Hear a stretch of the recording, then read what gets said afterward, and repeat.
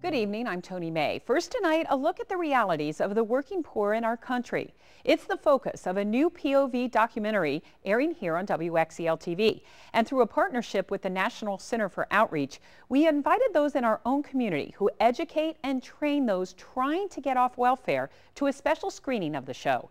Here's tonight's Community Perspective.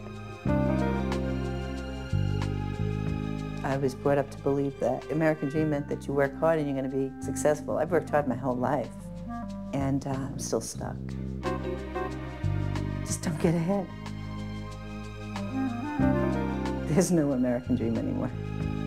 This POV documentary took 2 years to produce and follows the real lives of families struggling to make ends meet, despite the fact that they are working hard and trying to get off welfare. I make minimum wage and I can't make it, and I need help. Recently, workforce professionals, teachers, college leaders, and literacy trainers joined us in the WXEL studios to preview the film. Keen said something to me, and he's like, "I have money, Mom. You could borrow. I have $15 in my room." I'm like, ugh. That hurts me that they have to see this. None of the profiles in the documentary were of families in South Florida, but that didn't matter according to the experts here. It was very real, very real. Reminded me of some of our students and some of the people that we've come across in terms of our college and what we've tried to do to assist them. Marie Vallejo is the provost at Palm Beach Community College. She is hands-on when it comes to working with students of all ages who are using education as a means of bettering their lives.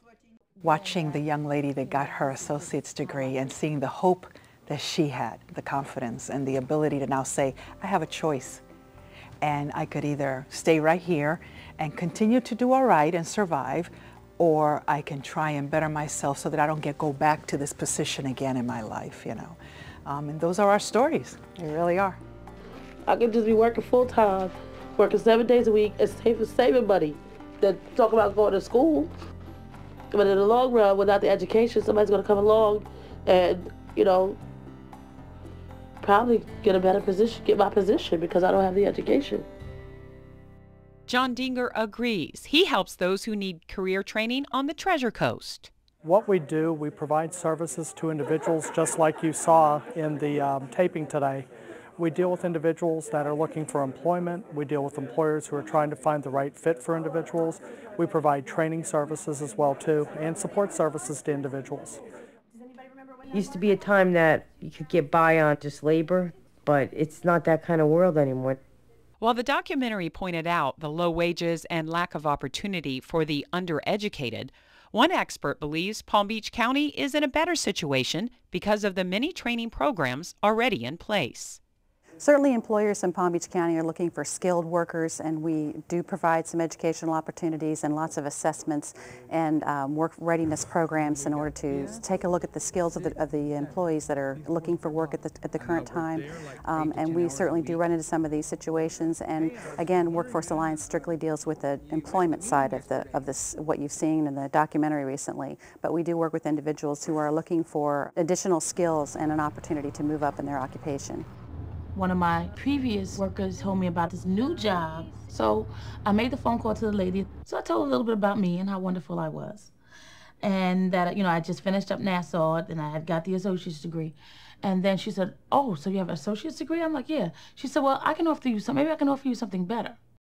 There will always be the need for training. I think that we deal in a world where, you know, we continually see the wages continue to go up for our employers, but, you know, individuals in all industries really need to have a sustainable wage to be able to survive. The educational portion, you know, is an element, but, you know, it might be trades education as well too. It's just not as much classroom training. There are a lot of other elements that do fall into place with that. The point of this outreach was to inspire thought, discussion, and get expert opinion on how the problems pointed out in Waging a Living can be solved in our own communities. I hate those people who love to tell you money is the root of all the kills. They have never been poor, they have never had the joy of a welfare Christmas. Everyone in the audience agreed. Motivation to improve your situation is key. It certainly depends on the individual. I mean, I do believe that a person, you can't teach a person to take initiative and to show up on time and demonstrate some of the soft skills that employers need for an individual to be successful in a job. So certainly if a person is motivated, I do believe that we have a lot of resources available in Palm Beach County to move them up in the career ladder.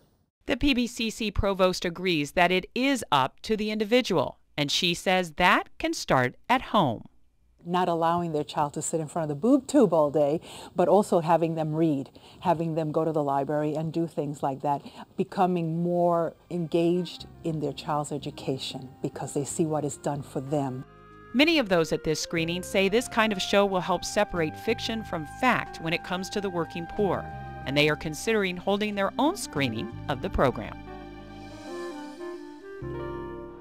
Now, throughout the year, we will be focusing on these topics with special stories and outreach. It's all thanks to a grant from the NCO. You can log on to our website for more information.